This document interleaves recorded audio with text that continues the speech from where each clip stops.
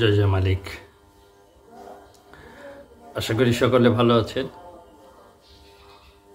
আজকে যে বিষয়টি নিয়ে আলোচনা করব সে বিষয়টি হলো মায়া।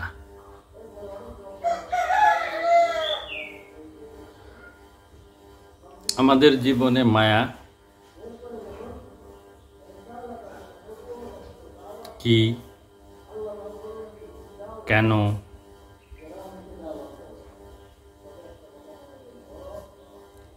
প্রতিকার, এই সকল বিষয়টা উপস্থাপন করার চেষ্টা নেব।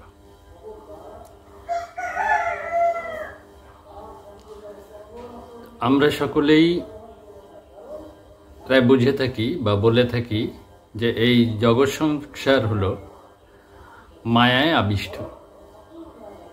মায়ার কারণে এই জগৎ সংসার চলছে।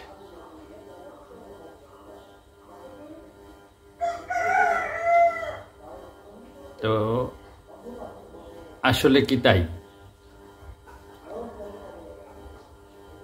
মায়া দিয়েই কি জগৎ সংসার চলছে, নাকি এর পিছনে অন্য কিছু আছে যা আমাদেরকে ধ্বংস করছে? তো মায়া শব্দটিকে আমরা যদি একটু অর্থে দাঁড় করাই, তাহলে অর্থ দাঁড়ায় হলো ছলনা।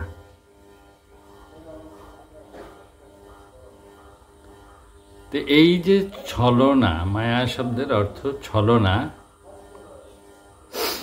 তো এই ছলনা বিস্তার করেই মায়ার উদ্ভব। আমাদের যে 6 রিপু আছে তার ভিতরে একটি আছে মোহ। সেই মোহ, মায়া এবং মমতা, এটাকেই বুঝিয়েছেন। তো এই যে মায়ার অর্থ ছলনা, এই ছলনা থেকেই আমাদের মায়ার সৃষ্টি।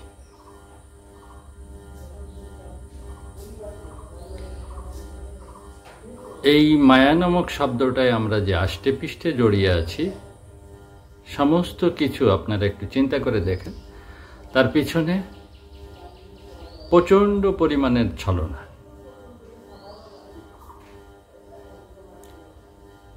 একটু চিন্তার উদ্রেক করলে, একটু ভাবনার চিন্তার উদ্রেক করলে আমরা সেটা মিলিয়ে নিতে পারি, এবং মিলিয়ে নিয়ে যদি আমরা সঠিক পথটা অবলম্বন করতে পারি, তাহলে আমাদের জীবনের এই মায়া নামক যে শব্দের দ্বারা ক্ষতি, সেই ক্ষতি থেকে আমরা বাঁচতে পারি বা উত্তরণ ঘটাতে পারি। মায়া কি সেটা বললাম, এর অর্থ কি সেটা বললাম। তো এটা কিভাবে কাজ করে?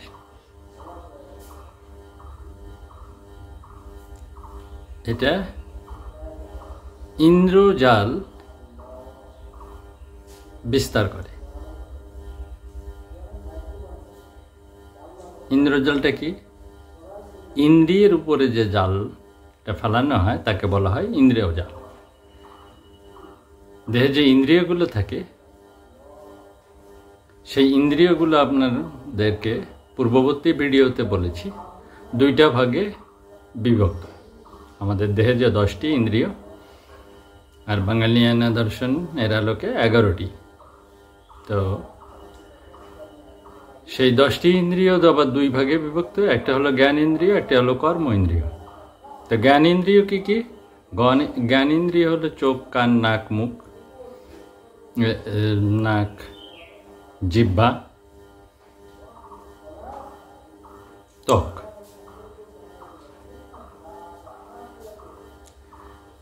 এইগুলো হলো জ্ঞান ইন্দ্রিয়। আর কর্ম ইন্দ্রিয় হাত, পা, মুখ,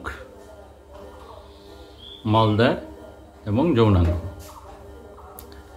তো এই জ্ঞানেন্দ্রিয় এবং কর্মেন্দ্রিয়র মূলে যিনি থাকেন তেনার নাম হলো মন। তো বাঙালিদের এই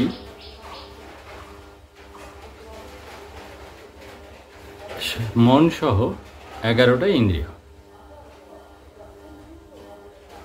তো জ্ঞানেন্দ্রিয়র গুলোর উপরে যখন এই মায়া অর্থাৎ ছলনা যখন অ্যাক্টিভ হয়, দেহে অ্যাক্টিভ হয় এই জ্ঞানেন্দ্রিয়ের উপরে, তখন এর উপরে একটা জাল বিছিয়ে দেয়। সেই জালটা আপনার এই জ্ঞানেন্দ্রিয়কে নিষ্ক্রিয় করে তোলে ধীরে ধীরে। আর নিষ্ক্রিয় করার ফলে আপনি কি হন? বিমোহিত হয়ে যান, অন্ধ হয়ে যান, বধির হয়ে যান। সেক্ষেত্রে আপনার যে ছলনাকারী তিনি আপনার তরে সফল হয়ে যান, আপনাকে মায়ায় বেঁধে ফেলেন, আটকে ফেলেন। তো আটকানোর পরেই যখন বুঝে নেন যে উনি যখন বুঝে যান যে আপনি সম্পূর্ণরূপে তার মায়ায় আবিষ্ট, তখন তিনি আপনার জীবনের ক্ষতি করতে সক্ষম হন, তার পূর্বে না। তো এই মায়াটা আমাদের কিভাবে দেহে কাজ করে সেটাও বললাম। এখন আমরা আমাদের মায়া দ্বারা আমাদের নিজের জীবনের, পারিবারিক জীবনের কিভাবে ক্ষতি করি সেটা আর একটু বলে দিচ্ছি, তাহলে আলোচনায় সুবিধা হবে। আপনার সাংসারিক জীবনে বউ বাচ্চা আছে, তো বউ খুব মায়াবী, খুব মায়া দেখান, সমস্ত বিষয়ে মায়ার শেষ নেই, ভালোবাসার শেষ নেই। তো সেই মায়াটা আপনি যে তারপর বিস্তার করেছেন, সে কারণে সে যখন নিজের থেকে জেনে গিয়েছে যে সে মানে আপনি যখন তার প্রতি দুর্বল হয়ে গিয়েছেন, মায়ায় অন্ধ হয়ে গিয়েছেন, আবিষ্ট হয়ে গিয়েছেন বা নিমগ্ন হয়ে গিয়েছেন বা আচ্ছন্ন হয়ে গিয়েছেন, ঠিক তখনই আপনার কাছ থেকে সে বহু রকমের সুবিধা নিতে পারবে, তার পূর্বে না। আপনাদের বাস্তবিক জীবনে, আপনাদের দাম্পত্য জীবনের শুরু থেকে একটু চিন্তা ভাবনা করলেই হিসাবটা মিলিয়ে নিতে পারবেন। আমি সংক্ষিপ্তভাবে বলছি। তো ঠিক তদ্রূপ ওই স্ত্রীর প্রতিও স্বামী মায়ার জাল বিস্তার করেন, তাকে বিমোহিত করেন, তাকে আকৃষ্ট করেন, তেনাকে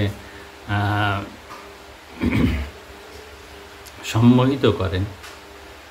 তো করার পরে স্বামী তার সুবিধাগুলো স্ত্রীর কাছ থেকে আদায় করে নেয় সুযোগ বুঝে।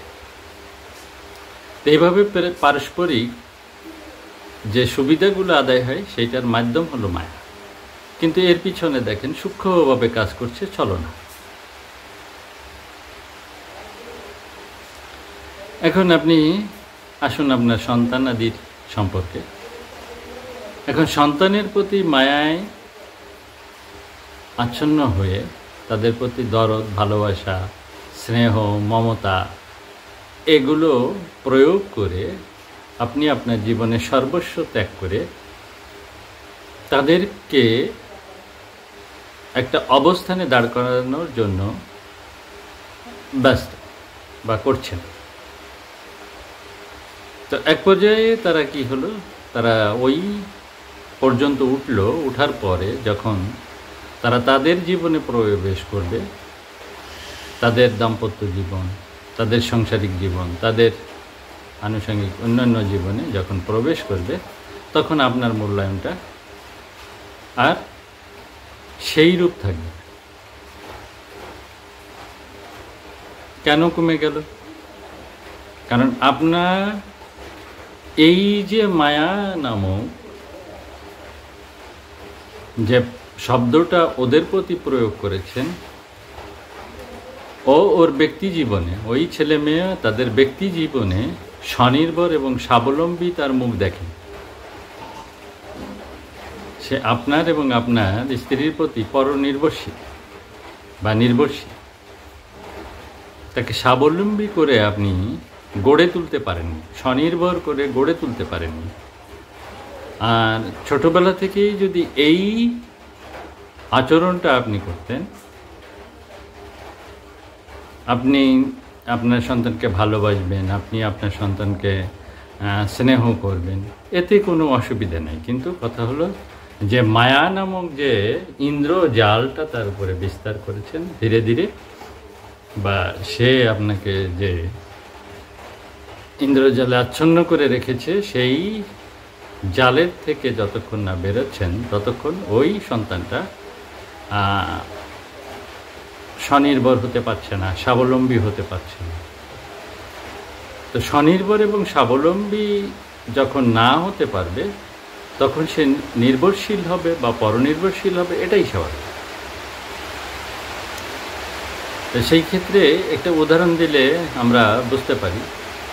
আপনার একটা মেয়ে অন্যত্র আপনি বিয়ে দিতে হয় বা বিয়ে দিয়েছে, সামাজিক প্রথা অনুযায়ী সব কিছু নিয়ম নীতি পালন করে।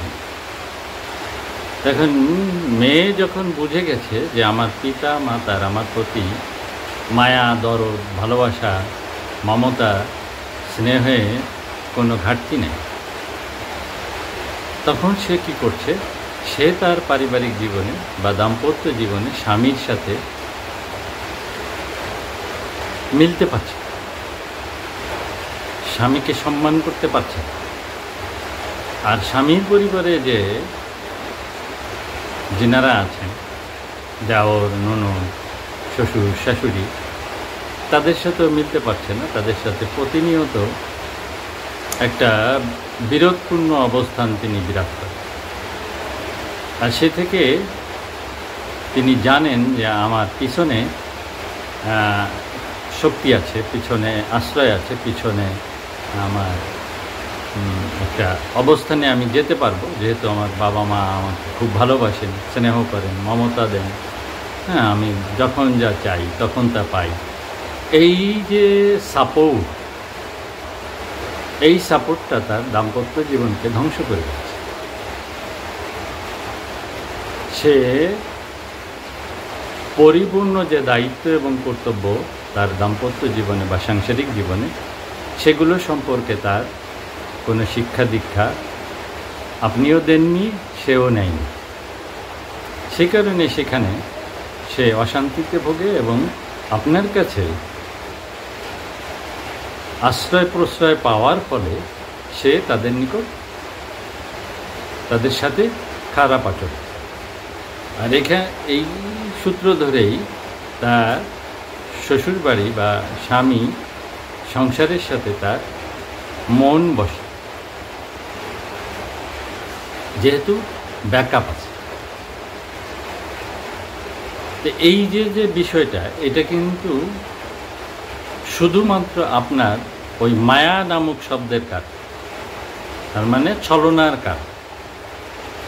আপনি ওই মায়াটা না দেখিয়ে ওই সন্তানটিকে আপনি ছোটবেলা থেকেই যদি গড়ে তুলতেন, শিক্ষায় শিক্ষিত করতেন, স্বাবলম্বী করতেন, স্বনির্ভর করতেন, আত্মনির্ভরশীল বানাতেন, তাহলে সে আর আপনাকে নিয়ে ভাবতেন। সে তার সংসার, সে তার স্বামী, সে তার শ্বশুরবাড়ি, শ্বশুর শাশুড়ি, দেওর, ননদ, এদের সাথে সুসম্পর্ক বজায় রেখে এবং দায়িত্ব কর্তব্য পালন করেই সে মিলেমিশে থাকে।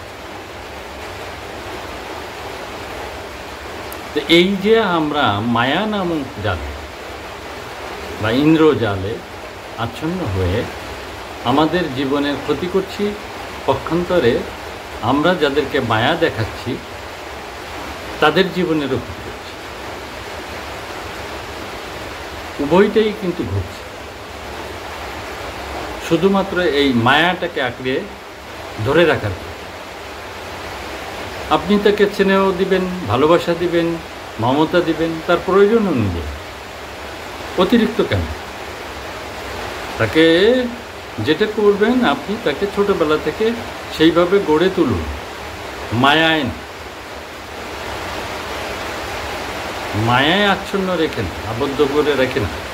আপনি তাকে সচেষ্ট হন স্বাবলম্বী করতে, স্বনির্ভর করতে, যাতে সে আত্মনির্ভরশীল একজন মানুষ হিসেবে নিজেকে দাবি করতে পারে।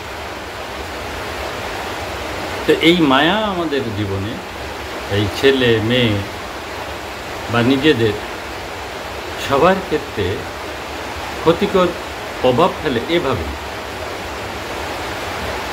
এ কারণেই যুগে যুগে বা কালে কালে সাধু মহাজনেরা, গুরু গোসাইরা সর্বদাই মায়াকে ত্যাগ করতে হবে। আমি মায়াকে ত্যাগ করতে বলি না, বাঙালিয়ানায় মায়াকে ত্যাগ করার কোনো বিষয় নেই, এটা ত্যাগ করা যায় না। মায়া নামক যে ছলনাকারী আপনার দেহে বাস করে তাকে নিয়ন্ত্রণ নিয়ে, বাঙালিরা তাকে নিয়ন্ত্রণের কথাই। এই মায়া আমাদেরকে নিয়ন্ত্রণ করতে হবে আমাদের প্রয়োজনে, আমাদের সাথে, আমাদের সফলতার পক্ষে।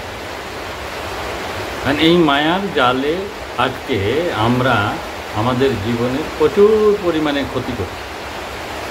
একটা বাচ্চা চাইলেই তাকে 10-20 টাকা বের করে দিচ্ছি, সে বাইরে যে দোকানে যাচ্ছে, দোকানে যে খাবারগুলো খাচ্ছে, সেই খাবারগুলো ওর জন্য ওর স্বাস্থ্যসম্মত না।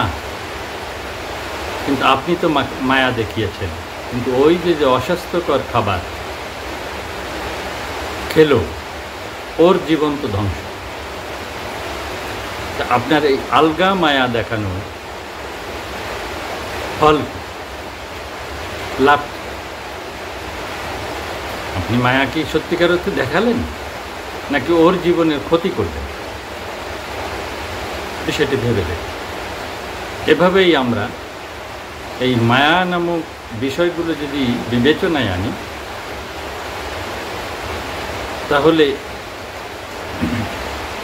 আমরা আমাদের জীবনের বা সাংসারিক বা পারিবারিক জীবনের যে ক্ষতি সম্মুখীন হই, সেই ক্ষতি থেকে অনেকাংশে আমরা বেঁচে যেতে পারি এবং আমাদের জীবনে প্রতিষ্ঠিত বা সফলতা অর্জনে সহায়ক ভূমিকা পালন। তো সে কারণেই আজকে এই মায়া শব্দের বিষয়টি একটু আলোকপাত করলাম। আশা করি আপনাদের বোধগম্য হবে এবং উত্তরণের পথ খুঁজবেন। এই বিষয়গুলো আসলে আমাদের কোনো পুঁথিগত বিদ্যায় নাই।